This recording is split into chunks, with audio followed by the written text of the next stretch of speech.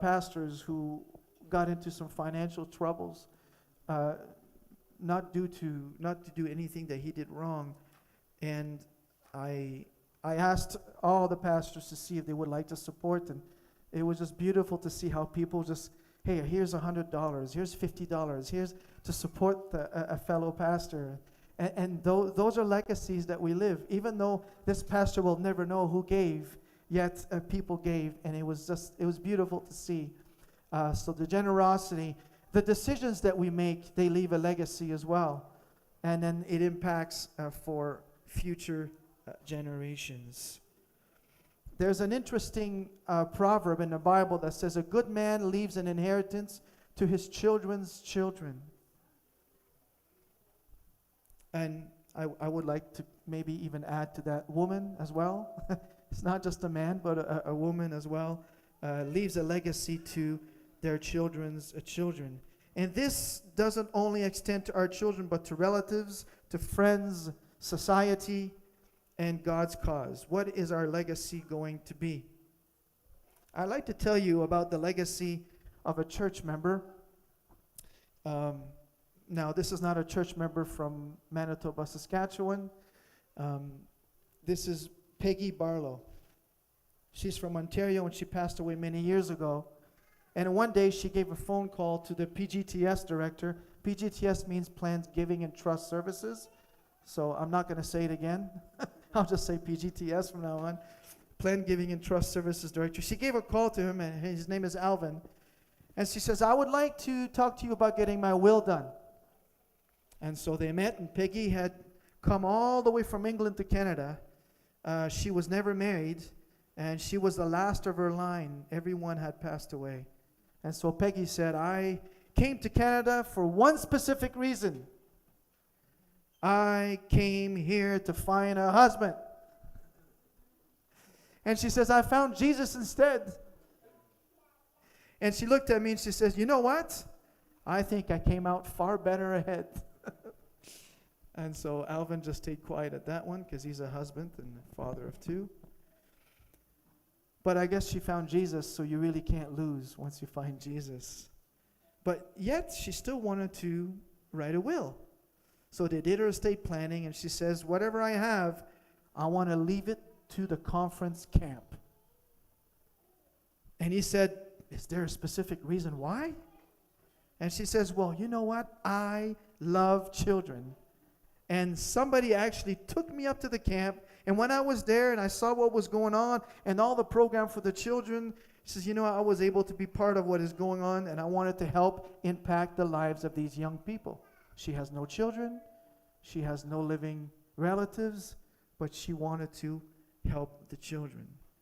And so she says, somebody actually took me up to camp, and when I went there, I saw when I was there, and I said, I want to help the children with better beds. Because the beds that were there were not the best, according to her. And she was probably right. And so she made her will, and 11 years later, she passed away. So when it was time to work on her estate, and when the estate was settled, all accounts cleared, and the tax man was paid, and there was $65,000 left that she wanted to give towards Camp Frenda in Ontario. Well, little did she know that at that time, that winter, and I remember I was there, we had a heavy snowfall, and part of the roof of the cafeteria caved in and damaged the carpet and damaged. And so after receiving that money, they were able to update all 300 beds that were at camp and make them better, and also fix the roof and provide for a new carpet in the kitchen. So it's an amazing story that a legacy can be left behind based on the desire of someone who had no children, but yet she had many, many children based on what she decided to do. So now the kids eat in a brand new cafeteria and they sleep on much better beds, not knowing that it was from the heart of a lady whose name was Peggy. I ask you the question today, when it comes to your legacy, when you look at what God has blessed you with, I think there's a verse in the Bible in Timothy 6:5 that says, "For we brought nothing into this world, and it is certain that we can carry nothing out." What are we going to do with all this stuff that we have and all this money that we're piling up? Especially when we can't use it anymore. We're not wired to think that way, but the truth of the matter is that we came here with nothing and we're going to leave with nothing. I have this book in my office that was given to me when I took over. It says, you can't take it with you. Doesn't matter how much you have, whether it's a lot or whether it's a little bit, you can't take it with you. And as a matter of fact, over the years, I've worked on a few estates, and whether the person had a lot of money or whether they didn't have too much money, do you know how their life is summarized? There's a file cabinet, and I open the drawer, and I pull out a file, and there's a number on it and a name. That's it. That's the person's life. There's a whole bunch of them. But some of those papers have things written on them that will carry on people's legacies, carry on God's work, carry on caring for their families and their little ones and their grandchildren. Life is summarized sometimes in just a folder with some paper. There's another text in the Bible in James chapter 4, 14 says, "Why, you do not even know what will happen tomorrow. What is your life? You are a mist that appears for a little while, and then it vanishes." Can you imagine living on the face of this earth for 60, 70, 80, 90 years? But in the big scheme of things, we're just a myth of vapor, something that is just here and then gone. And when we're gone, what's left? What will be our legacy? As we read in the scripture, King Hezekiah was in need of help. The prophet came to him and he told him what? Remember what the prophet told King Hezekiah? Remember God told him he only had a certain number of years left to live. And the prophet told him, set your house in order. Set your house in order because you're about to go. Of course, we know that the Lord blessed him with extra years, but he didn't do much good with it. The Babylonian invoice came in and he showed them the whole temple. And when they came over, they knew exactly where to go to get the loot. Set your house in order. And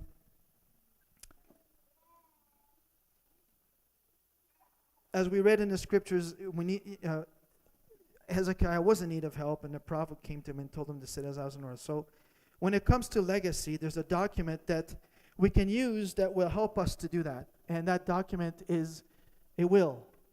How many of you have a will? We have two. Raise your hand if you have a will. 1, 2, 3, 4. Okay. Yes.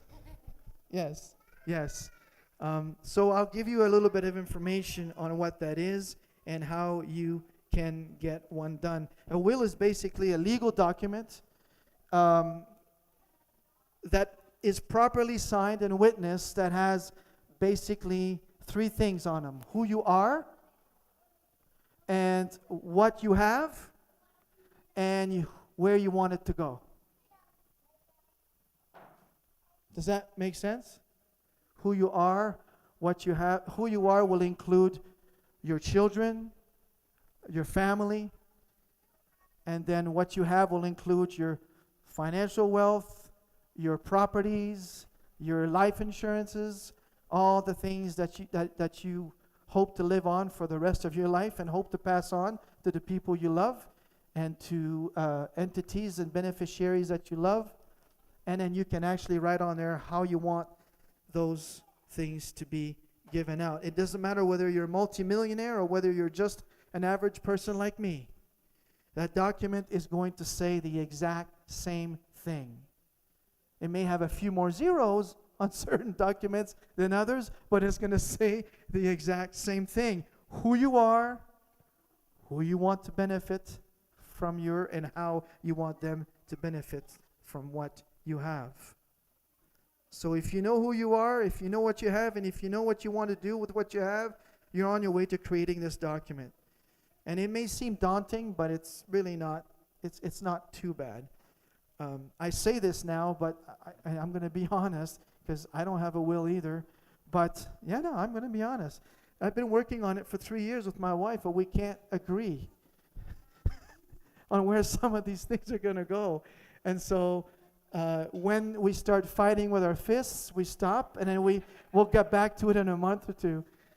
It's not that bad, but we have written everything out. We're just about to get it done. So, but it can be difficult. Like the first time we sat down together, Tina's like, I don't want to think about you dying. And I felt so good inside when she said that. I says, I don't want to think about that. I says, babe, it could happen. We need to think about these things. I don't want to. And so she didn't want to. It's the second time around, and she wanted to kill me the second time around, because we weren't agreeing on where we want to put the money. So first you didn't want me to go, now you want to take me out. But I think we're good now. We're in agreement. A lot of people get scared because on the top of the will sometimes they'll say, this is my last testament, right? So, but I want you to think of the will more as a photograph. It's more like a photograph. It's basically that in that given time in your life, this document is going to capture your legacy at that given time. I always get this question when people look at the will and the finished product, the last will and testament just scares them too much. It seems very, very, very final. And then they'll say, can I change the document? What if I want to make some modifications? Absolutely. You may get a child.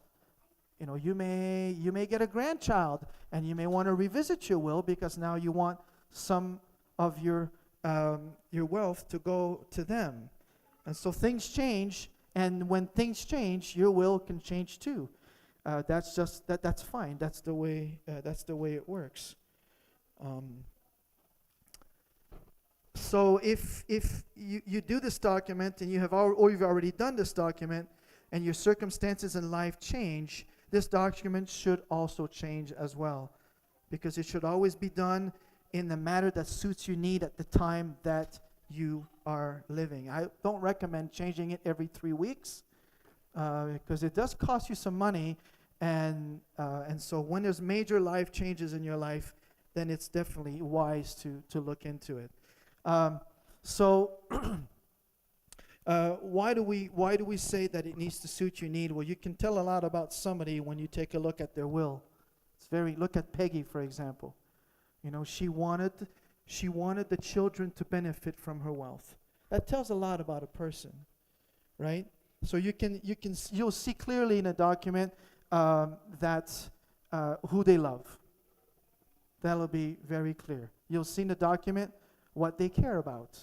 The document will show what they value most. Also, how important it is for them to further God's work. And so I had a visit with a lady just not that long ago, and as I sat down with her to talk about her will, she tells me, she says, I don't want any of my children to have any of my money. And I thought to myself, oof. And so I started talking a little bit more, and then she revealed to me, she says, none of my children are Seventh-day Adventists. They're not getting any of my money. And I thought to myself, do you think that there's a likelihood that they will never become an Adventist if you don't give them any of your money? And they know that you didn't give it to them because they're not Adventists? What about the fact that they're your children? What kind of impact would that have on them that you give it to them regardless of whether they believe in God or follow God or not? And she says, well, I'll call you back. And she has never called me back. And so it's interesting. You can really see what people value in what they put in their document. Some people will favor one child versus another, will favor a certain... It's always really, really, really interesting to see how people do. I mean, we think of our sister Peggy. Nobody knew her, yet by looking at her document, you knew what she valued most. I think we can all safely say this verse in Luke 12:34, for where your treasure is, there your heart will be also. A will is going to reveal all of that, whether you knew the person or not. It's something that's going to be read when someone's life is done. So not everybody has a will, as we saw here, and people come up with very creative reasons as to why not have a will. Right? Reason number one, we're too busy. So my sister-in-law called me last week. She says, Francis, I need to do the will. I said, okay. She says, I've been working on it for 5 years. And now I'm booking you to come and visit us. And we're going to get this done because I keep putting it off. I'm too busy. And it's true. Tina and I have put it off a couple of times yet. We're done now, but now we just need to get the lawyer to look at it. But it's just amazing how busy we get. There's so many other things that we want to do. But the amount of time it will take to do it is just 2 to 3 hours. If you get along and you agree, then it works. Some say, I don't have anything. Why would I write a will? I've got nothing. That's not true. That's not true. You have something. You have dishes. You have a car. You have maybe a property in Jamaica, or whatever it is. You have some things that you can pass on. Some things that you can be remembered. I told my dad when he passes, I want his Bible. I want my dad's Bible. My dad is a lay preacher in Quebec. He's done it all his life, and he's got so many beautiful notes, and so I want that. And my mom and dad don't have a lot of money. My dad worked in a paper mill. My mom worked for the conference for a little bit, and then he worked as a colporteur for 13 years, selling books door to door, and they don't have a lot, but there are some things that they have that I want to keep for me. My sister does too. So we all have something. The other one is, it's too expensive. Wills cost money, and things have gone up in price. Tariffs. That has nothing to do with will. Tariffs, okay, don't let anybody sell that one to you. But if you're a member of the Seventh-day Adventist Church and a constituent of the Mansas Conference, we will give you money towards your will. There is no excuse for you. We cover $500 for an individual or $550 for a couple. Now, that's for typically, a will is about $1,000. A simple will. If you have an estate with 3 houses and a business and things like that, then it's no longer a simple will, and I will send you to someone else. But a will is about $1,000, but the way we're working here at the conference is that we can help you to begin filling out the information and gathering information so that when we forward the information to our lawyer, part of the work is done, and so our lawyer is only charging $550 for a couple or $500 for an individual. We work with a lawyer. His name is Cliff Holmes. He's a Seventh-day Adventist lawyer. He used to be an employee here at the conference. He's a pastor, and he knows what he's doing when it comes to these things. And so, did you know that? Did you know that the conference helps you with that? Okay, well, now you know. Now you know. And I will tell you a little bit more about the process. It's a complimentary service to our church members. So if you work through the conference, and you don't have to, by the way, I should let you know. If you don't like Cliff, or if you don't want to work with Cliff, and you want to work with your own lawyer, you can do that too. We're just going to only reimburse you up to $550 for a couple or $500 for you. But you just send in your invoice and we'll reimburse you that much. And that's once every 5 years. So if you want to renew it before 5 years, you'd have to pay for it yourself. But if you renew it every 5 years after you did it with us, then we'll give you that same amount of money if you need that much money to renew the will. Some people say they don't really like legal documents. It's so confusing. And, there's a whole bunch of lawyer jargon on there, and sometimes it's hard to understand. And that's what we're here for. Myself and Christine, are here to help you to go through the document. And what I can do for you today, and it's in my car, so I have to go get it. I do have the actual will document with me that I would typically go through with you and answer some of your questions as we go along. And some of the answers to your questions are going to be, the lawyer will answer that. I don't have the right to give any legal advice. I don't have that skill set, but I'll say make sure you speak to the lawyer about that. Because when it comes to taxes and things, there's different things that you can do to be able to save some money and save some money for your children when it comes to you passing on your legacy. So I'll pass those out to you. So before you go, you can help yourself with that. Some people struggle. They say, I don't plan to die. And in some cultures, they really believe that if they write a will, they're actually writing their death. It's true. Some cultures, I don't want to talk about death. I don't want to deal with it, because they think that they're going to bring it on quicker. And so I understand that. There are some people who deal with that. But I don't think you're going to bring it on quicker if you fill out a will. As a matter of fact, I know you're not.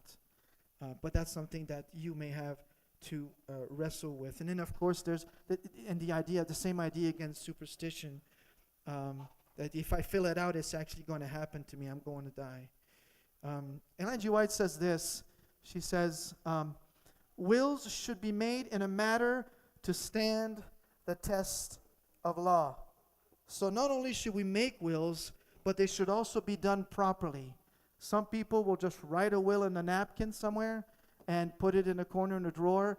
And in as much as that's better than nothing, it needs to be done in a legal manner so that it can stand the test of time. If you own a home, for example, and you put in your will that Donette, my daughter, is going to receive my home, can she receive it without it going to court?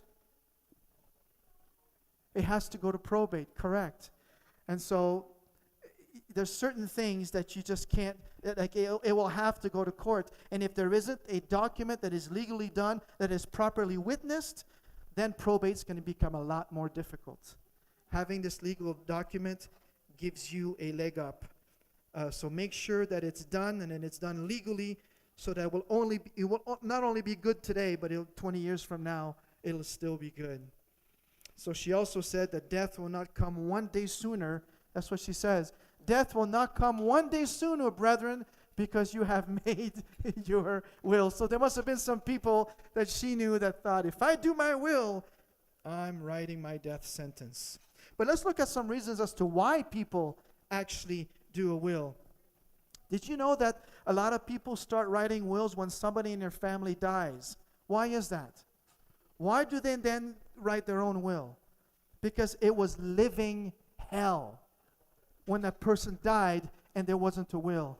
Children are fighting over things, and it creates division in families. It creates hatred. Some people hate the church because all the money goes, and so people start writing wills when they experience what happened to them in their family. Oh yeah, this is funny. Some people will. Alvin told me that a lady called him one time. So Alvin is the PGTS director in Ontario. And a lady called him and says, I'm going on a trip to Jamaica for 4 weeks. And I want to know that I have frozen assets. And he goes, oh, really? You actually, froze some of your bank accounts. She goes, no. If something happens, go down into the basement, open that door. I have a freezer there. And I have put a whole bunch of valuable things in my freezer just in case I pass away. And so she called in. She wanted to make sure that he knew. So sometimes when people go away, when people go on trips, they start realizing that maybe I need to make sure that what I have will be left behind in a proper way. And so sometimes that kind of awakens people up. We all know of people that we love dearly, or we know of stories of people who have left and never came back, and they weren't planning. They were planning to come back. They were planning to be with their family, and nothing was prepared. and it became difficult. We never know what's going to happen to us, anticipated major surgery or illness. And the reason why I say that is that you could get to a place in your life you will become incapacitated, where you will not be able to write a will because of something that may happen, a brain trauma or what have you. And when you get to a place where you can no longer do it yourself, then we'll talk about who's going to do it for you. And it may not be in your best interest. Another thing, too, that motivates people to do a will is the birth of a new child or a grandchild. Sometimes it's a spiritual awakening, and they want to make sure that they can give some money to God's work in one way or another through a supporting ministry, to the conference or their local church. People want to give. There are reasons why people will actually say, I want to get this done, because they want to leave a legacy. So we plan for many things in life, right? We plan for what could happen and also what we want to happen to us. But many people fail to plan for what will happen.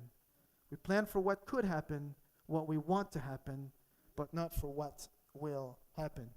And the statistics are not so great. I mean, this room is worse, but only 50% of Canadians have a will. 50% of Canadians do not have a will. And so if you don't have a will done, you're deemed to be what they call intestate. Intestate means that you died without a will. And guess who decides where your money goes? It's not your wife. It's not your children. It's the government. The government makes that decision for you. Now, praise the Lord, we live in a part of the country where this government will give your money to who? Who's going to get your money if you die and you don't have a will? Right? Next of kin. Next of kin will get the money. But if you want to give money to the church, is the government going to do that? If you want to give money to 3BN, is the government going to do that? If you want to give to a local charity here in Regina, absolutely not. And on top of that, the government pays itself out of your estate first. They'll take a 15% cut to pay themselves, and then the rest of your estate will then go to the next of kin. So, I mean, it's better than the money going to the government. But if you have no children or no next of kin, where does the money go? To the government. You are correct. And the government will make sure that it blesses as many people as it can. Right? Nobody said right to that. So the statistics are not so great. So in the state, if you die and you don't have a will, and then your legacy is determined by the rules of intestacy, and it's basically a one-size-fit-all for them. Everybody gets treated the same. But if you do have a will, you're considered to be testate, which means you get to control your legacy. You get to decide, you're the one that decides where your assets are going to go. You also can provide for your family according to your desires. You may not necessarily want to give to certain, and you want to give to others. This is why my wife and I are disagreeing on certain things, because I'm not going to get into it, but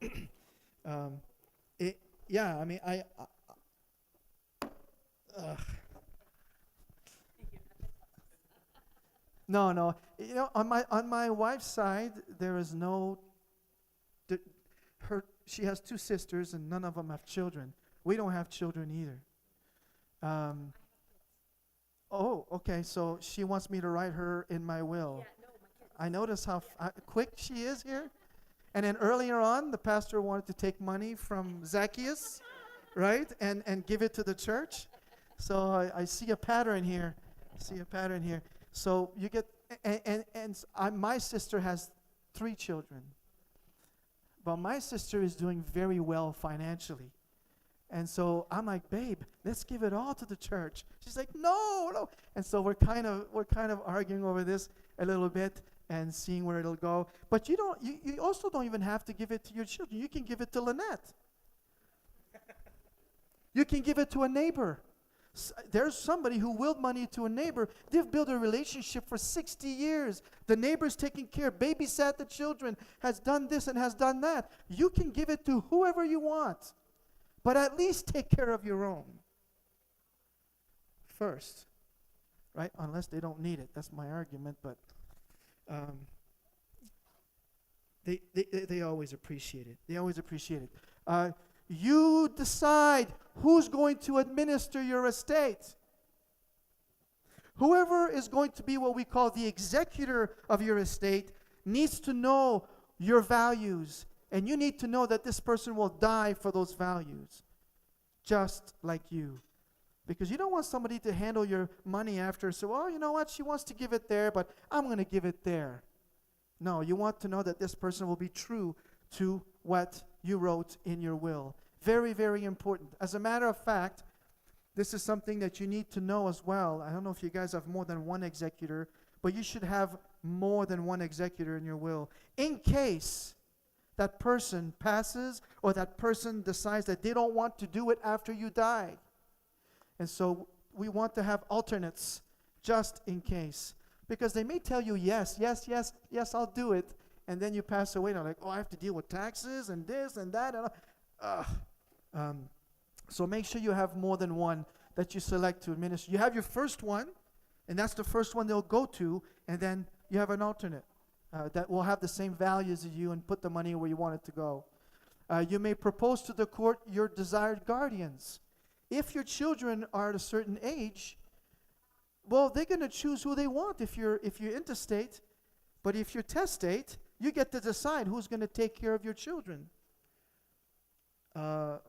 This is one, I don't know about you, Troy, but as a pastor, I've had quite a few families ask me to be guardian, like when they did their wills, and I couldn't do it because I don't know how long I'm going to be there. You know, now I was in Ontario, now I'm here, and so I had to say no on a couple of occasions, and my goodness, it broke my heart. I would love to take care of those children, and so you got to make sure that you choose. You can choose who's going to take care of your children if you unfortunately go before they get to an age where they can care for themselves. You may establish a trust for minor children. There's horrible stories of a child receiving at the age of 13 $60,000, and next thing you know, they blow it. They blow it because they're not responsible enough. So you can set a trust where they'll receive a certain amount every year after the age of 18, however you want to do it. It's up to you. But if you don't have a will, it doesn't happen that way, right? There's all kinds of things that you can do to make sure that your children are well taken care of, but they're also going to grow in responsibility as they get older with that kind of money. And lastly, you can also provide for the Lord's work.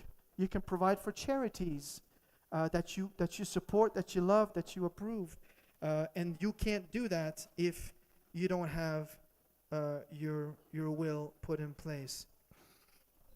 I think that's it. All right. 1 Timothy 5:8 says, "But anyone who won't care for his own relatives when they need help, especially those living in his own family, has no right to say he's a Christian. Such a person is worse than a heathen." I don't know what version of the Bible, or the Living Bible. It's pretty straightforward. If you're not willing to take care of your own children, then you're no better than a Gentile.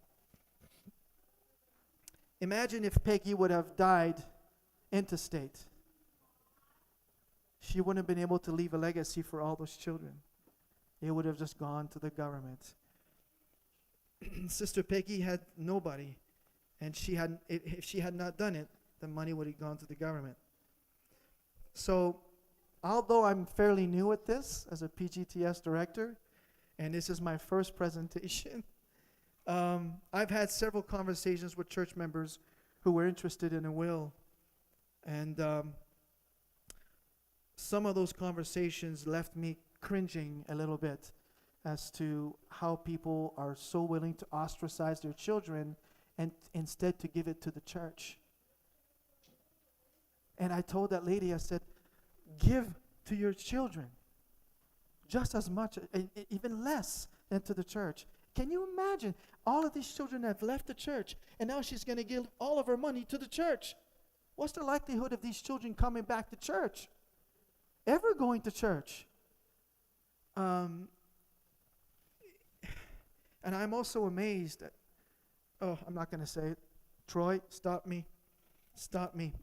Callie Rogers. This is a story about Callie Rogers.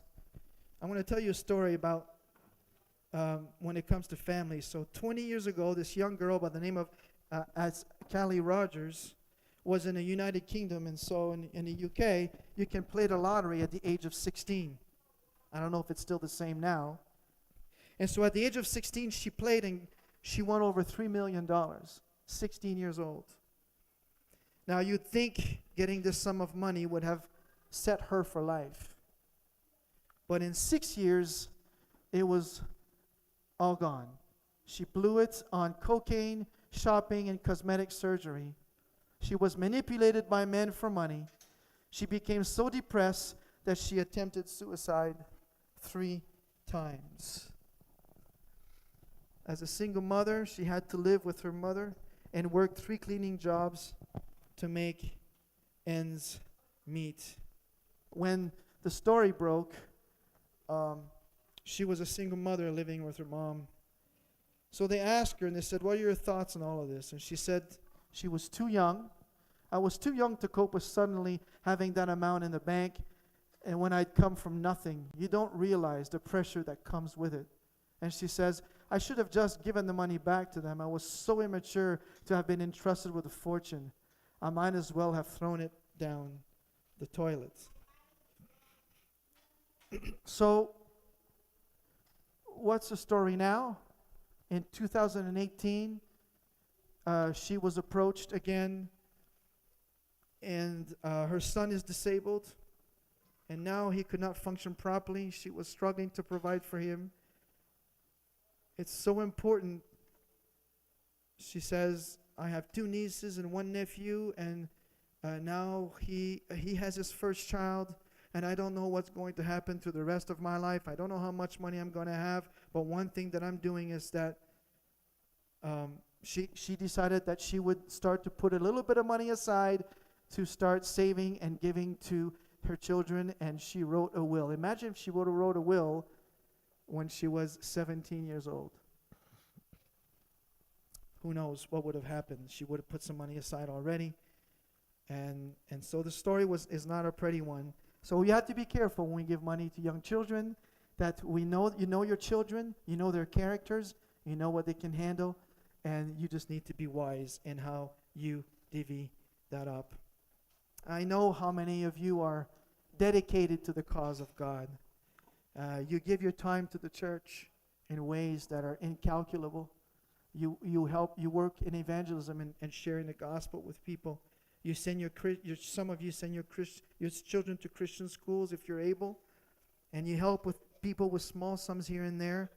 So why not continue to do that after we die? Ellen G. White says, in disposing of your property by will to your relatives, be sure that you do not forget God's cause. And so as stewards, we know everything we have, He's given to us. It's between you and God based on your conviction that God impresses on each one of us.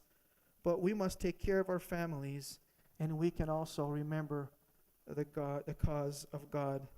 So we've talked about wills.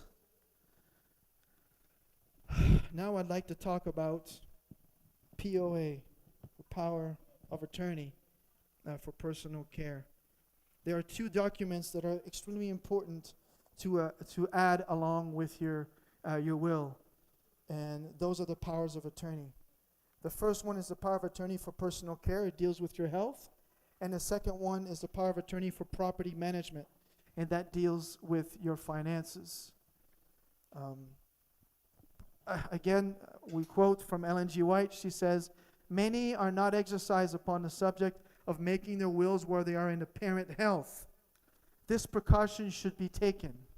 Those who are faithful stewards of the Lord's means will know just how their business stands, and like wise men, they will be prepared for an emergency. They should arrange their property in such a manner that they may leave it at any time. Every single year in our conference, I get phone calls from pastors, and the pastor will say, Uncle Bill is a member of my congregation, and something serious with his health has come up, and they don't have a will. What can we do? Well, they probably shouldn't go through us, because it's a little bit longer when you go through the conference. But they can go to a lawyer that is close by and get the will done as quickly as they can. Hopefully, if Uncle Bill is still mentally able to fulfill that capacity. But in some cases, they're not. And if the person is not able, then the only thing that's going to help is a power of attorney, where they've empowered someone to make decisions on their behalf when it comes to their health or when it comes to their finances. Typically, of a power attorney will cost you anywhere between $100 to $200 each. So for health directive and for finances. And it's a wise investment to make if you want to make sure that things are going to be given out properly.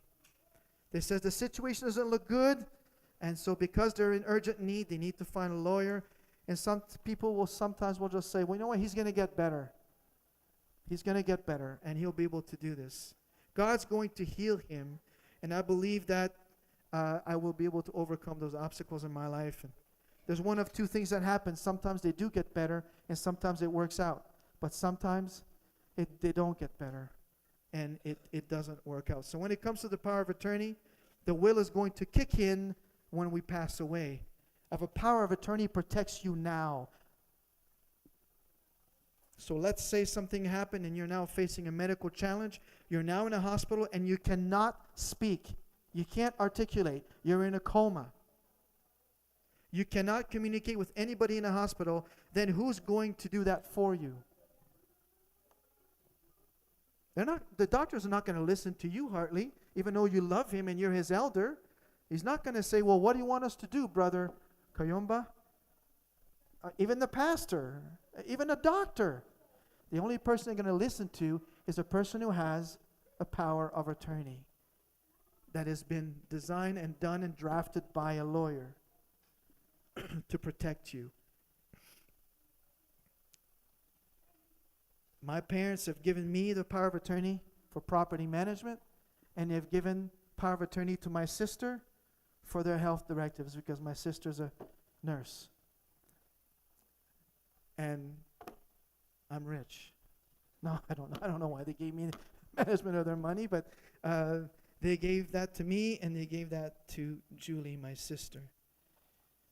And I always say this, somebody that you trust, you give this to somebody that you trust to the point that you can basically put your life in their hands. You can put your wealth in their hands, and you know that they will make the same decisions that you would make, that they're going to pay your taxes, because it's possible you could be out for a long time, and they need to be able to manage this for you. Of course, if, let's say Troy and Lynette, and something unfortunately would happen to Troy, then, she would be there. But if something happens to the both of you, and that's when the power of attorney, she would be the power of attorney for you, obviously, and vice versa.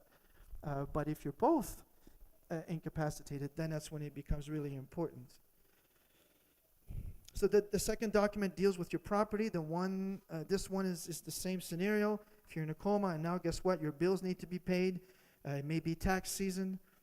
You might have something that that business-wise that you have to deal with. You choose that person that you have explicit trust to go into your bank account to do everything that you would do, so that again they won't take out more than they need to, or they won't purchase a Ferrari or whatever with the money that is in there. So it's really, really, really important, while you are in a perfect health, while you have your faculties about you, while you're able to take care of these things, do it now. Do not wait until it's too late, because sometimes it just doesn't work out. I have seen it, and it's not fun for those who are left behind. It's very difficult for them to be able to benefit from your hard work. So as we wind down here, I'm close to the end. Well, it says the end there, but I still have 2 pages. So it's like a pastor. He says, okay, in closing, and then 15 minutes later, they're still preaching. If we look at our lives, and if our lives will be summarized as being a book, and every chapter in that book is a year of life. Now, some books may have a few more chapters. Some of us may have a few more chapters than others because we don't know how many years we're still going to get. And none of us know how long our life is going to last. But when it's all said and done, is that book going to end when our lives end? Is there going to be a few additional pages after we go? Pages that say legacy. Pages that are going to say, even though this person no longer walks on the face of this earth, they are still going to have an impact on somebody, even though they have left us. And we have this in the book of Psalms. It says, a prudent person foresees danger and takes precautions. The simpleton goes blindly on and suffers the consequences. And when we think of the story of Noah's Ark, people knew that a day was coming that you needed to get on that boat, but they didn't get on the boat. And when it comes to us, the hope is that God is going to come before we pass. But if it doesn't happen that way, we just need to be prepared. And we need to make sure that those we love and the ministries that we love and the things that we have a passion for will be taken care of. I think of, Troy, I think of the building at camp, when the Gwen Bader building. How many of you know Gwen Bader? Right? There's a few of you who know who she is. I have had the chance to personally meet her as well. She loved our youth in this conference for many, many years. And it was 2 ladies who decided to give seed money to build that building and name it after her.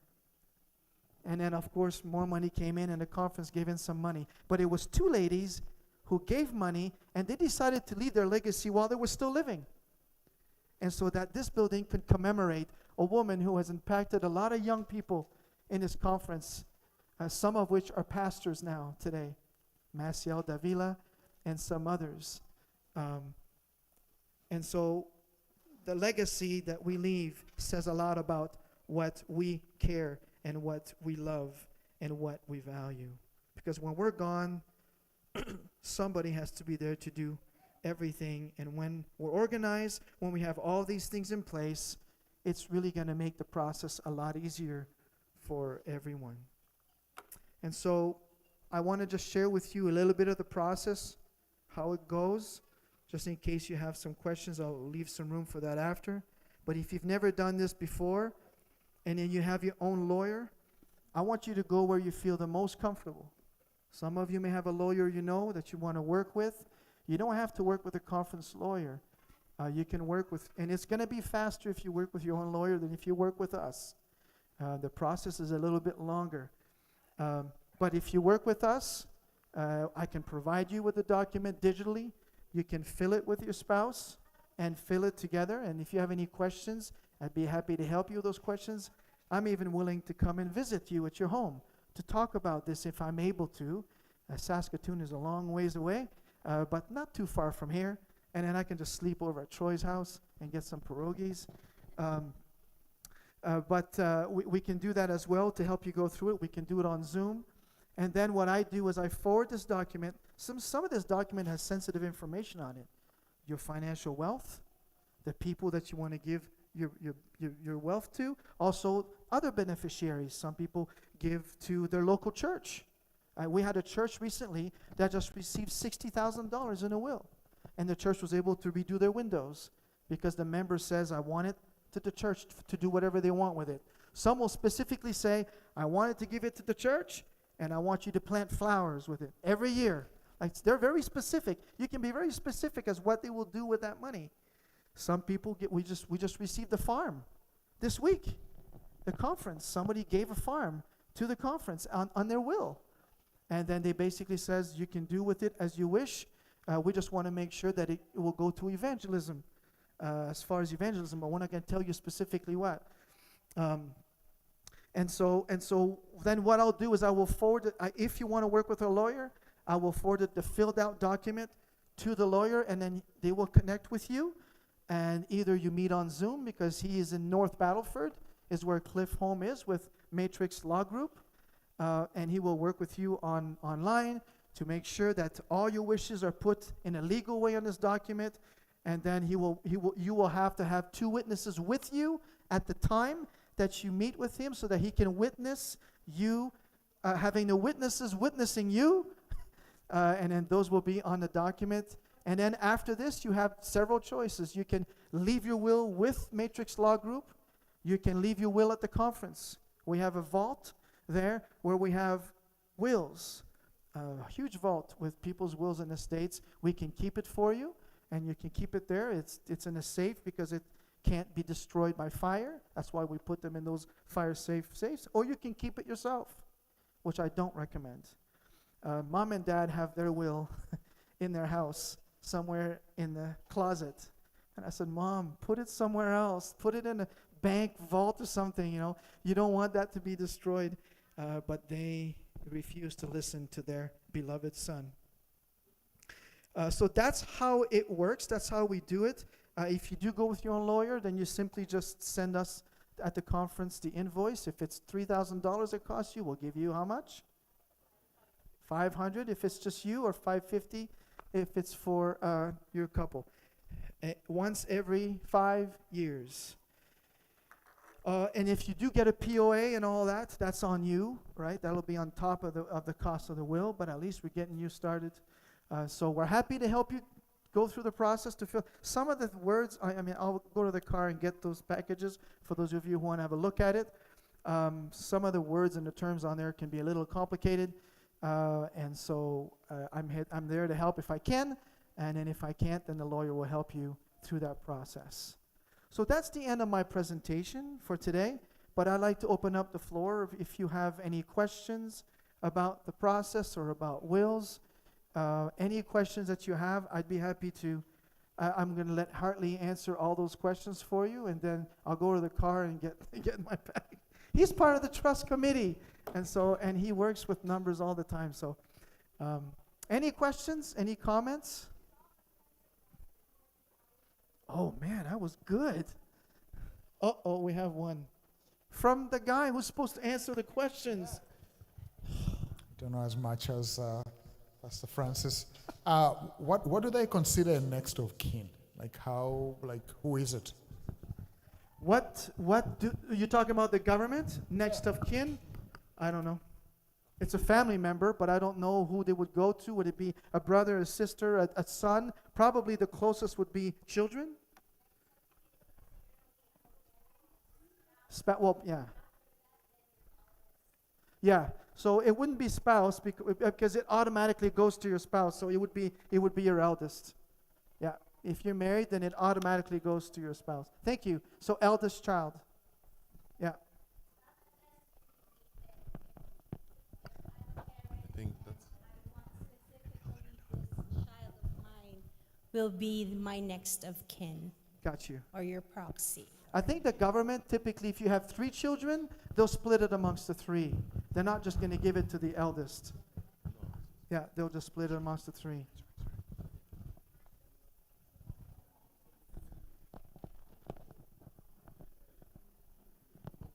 Question, how long will it take if the conference was going to do the will? What's the process? How long would it Anywhere between 3 to 4 months. As a matter of fact, this is a good question.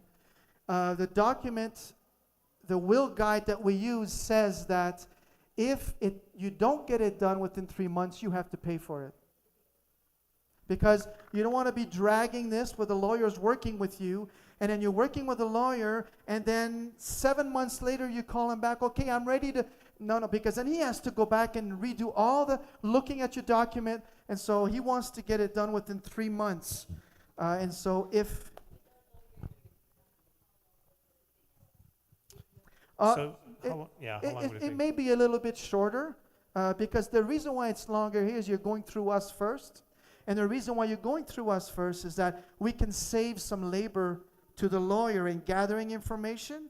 That's why he's only charging that much. A typical will cost you anywhere between $1,000 to $1,200 with a lawyer, depending on where you go. Some have been a little cheaper, but our rates are fairly low because the conference is doing some of the work that the lawyer doesn't have to do. So question, if they go to their own lawyer, Yeah, do you still reimburse up to 500 or 550? correct. Okay. But we reimburse it once you send us the invoice. We're not going to give you $550 and then, Correct. we need a receipt that you've done it. Yeah. Charlotte has a question. Just wondering if, okay, I'm an Adventist, but my husband isn't. Yeah, Will you still do a couple at 550? absolutely. Okay. Absolutely. Yeah. Typically, it's constituents and their spouses. So, yeah. But we don't do it for non-constituents. I've had that question. People call in and say, my neighbor wants to do it, so this is a good witnessing opportunity. Can you pay for their will? It is a good witnessing opportunity, but we don't do it. Yeah. Because then you open up that can, and next thing you know. Don't you have good questions? Yes, Donette. She's really neat, by the way. I got to get to know her at lunch. Does the conference help with the process of getting a power of attorney? No. No, You not at talk all. about I'm not finance? ta- no, not Oh. financially, just No, help otherwise. it's a legal process. Okay. We can't help you with that. The Okay. lawyer's the only one who can do that for you. Okay. But when I said no, I said no to the finances. Yeah, so I was talking if you can get a will financially. for $200, you get POAs for $200, we'll do it. Up to $500 for you or for your family. So. Okay. But no, because it's a legal document, right? And I don't have the right to. All I do is gather information and give it to the lawyer. And once you meet with the lawyer with the information, he will be asking you more questions. How do you want to divvy this out to your children? How do you want to do it? And then that's where you'll be able to have those answers. And then he can do the POA for you at that time as well, and your husband. Okay. Would a POA overrule a spouse as next of kin if you're separated? Yes. Okay. If it's specified in the document. Because in a document, you actually have to put in the document previous spouses and their names and when you were married, when the marriage was annulled. All those things have to be in that document. That's why sometimes those documents are hard to fill out, because it gets emotional for some people, some of the things they've experienced. So the answer to that is yes. But again, you ask the lawyer, right? He's or she is the one that's going to make sure that those T's are crossed and those I's are dotted. They know that. Because that's where it gets tricky. That's where it gets tricky. And then you have children with one spouse, children with another, and you don't want to give, and it can get difficult. That's where you really need that legal advice.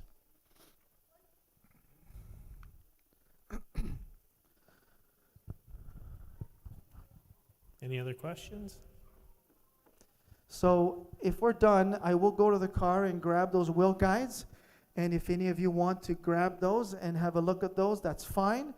The process would be that if you're interested in moving forward with this, then my phone number is on the back of the will guide. You can call the conference, say Pastor Francis or Francis. I've filled it out to the best of my ability. Can we meet? Can we talk? Can we Zoom? I have a few questions, just some missing information. And then once you get that, then I get the document, and I make sure that I scan it and send it to the lawyer, and I connect the two of you. Or you take the document to your own lawyer and deal with it then. Maybe they'll give you a reduced rate because you've done some of the work. I doubt it, but maybe they will. But I know ours will. Thank you so much, Pastor Francis, for doing this. No problem, Pastor Troy. Did you guys find this information helpful? Are you guys happy that the conference is going to pay $500 individually or $550? That's really good. So if you all call me next week to start this, it's going to be more than 3 months. But you'll still pay after 3 months, right? If it's Absolutely. Gonna, Now, the 3 months is the clock starts ticking when you speak to the lawyer. Mm. Okay? So if you fill out the document, you need to talk with me. But once the document is sent to the lawyer, that's when the 3 months starts ticking. Not until the lawyer gets the documents. Well, we really appreciate you doing this for us, and Thank you. Thank you for allowing me to do it we're for the actually first time. happy, to be the first.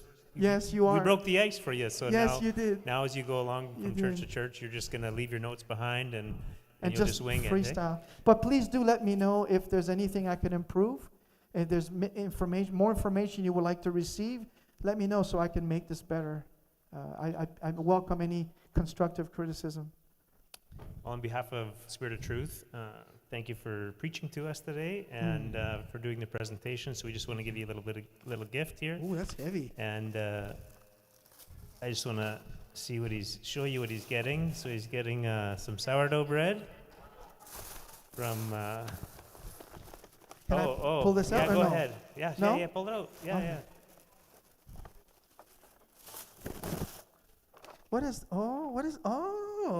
And some merch. So So, do I have to wear this at my church? you got to wear it everywhere you go from now on. Oh, this is gonna be One nice. This is stipulation. gonna be nice and warm for the cold camp meeting nights. Yeah, you could have wore that last weekend if you would have come to the I wasn't Pathfinder, there. I wasn't there. meeting. Yeah, thank you so much. No, thank you. Thank Thank you for you. coming, and we Thank really you. appreciate it. I appreciate you. Shall we pray? Our Father in heaven,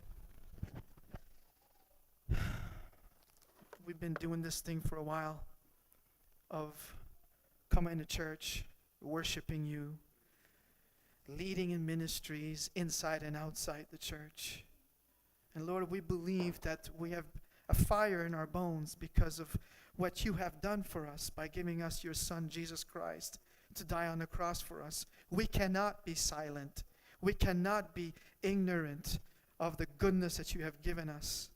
And Lord, I pray that this fire in our bones will result in people being saved into your kingdom.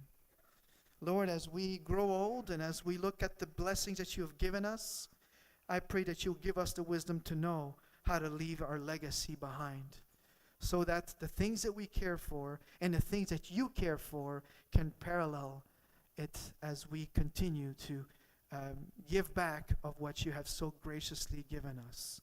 Once again, I ask for a blessing on a Spirit of Truth. You know, they're looking for a new place to worship. And I pray, Father, that if it is your will, that you will show them your way. In your name I pray these things. Amen. I'll go get the stuff right now, and I'll be right back. Thank you, Pastor Francis. You know, in our youth class, Lynette asked the kids there to take a guess at how old do you think my brother-in-law was when he died? And some of them said 40, some said 50, 30, and he was 23. So we never know, right? It was a car accident. He never had a will. He did have life insurance. So he went in and he got life insurance, and he walked out and he was proud. He said, "The big guy can take me anytime now. I got life insurance." And it wasn't long after that he died in an accident. And similar story to what was shared. So he died. It was a working accident, or he died coming home from work.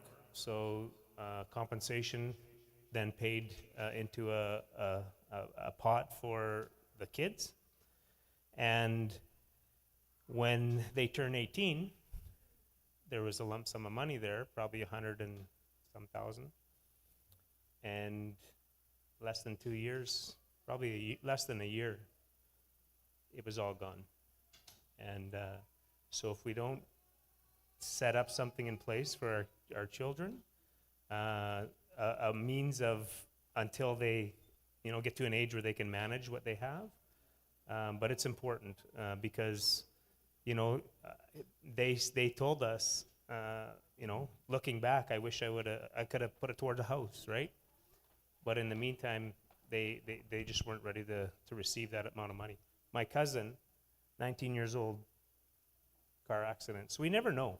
We never know when it's going to happen. So like it says that we need to get our house in order, and I think Pastor Francis, the presentation was well done, and so thank you very much. And I'll just let you share with what you have to share. I just wanted to kill some time. Oh, I'm done. I'm done. Well, the document, I thought you did. Lynette, I would only give it out to people who want it, just because there's not that many. So if you're interested in having one of those, again, that will guide is the information that you would need to put in there in order for the lawyer to be able to write a will for you. So if you're interested, raise your hand, and Lynette will make sure that you get one.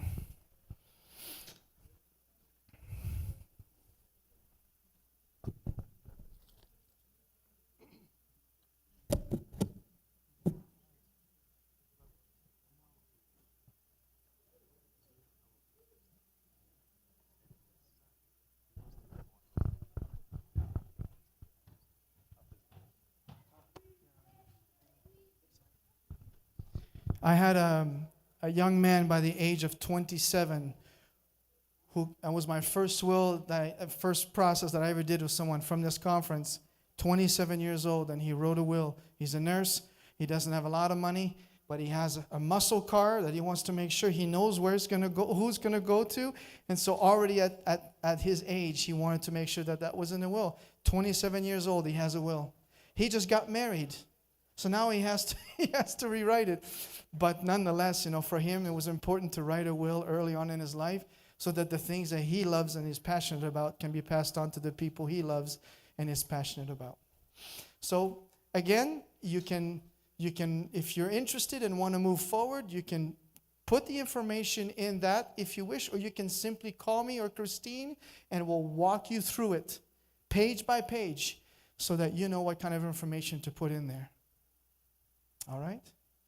And if that's it, then I'm going to drive back to Saskatoon and be home to be with my wife. But it's been a lovely day. Lovely day.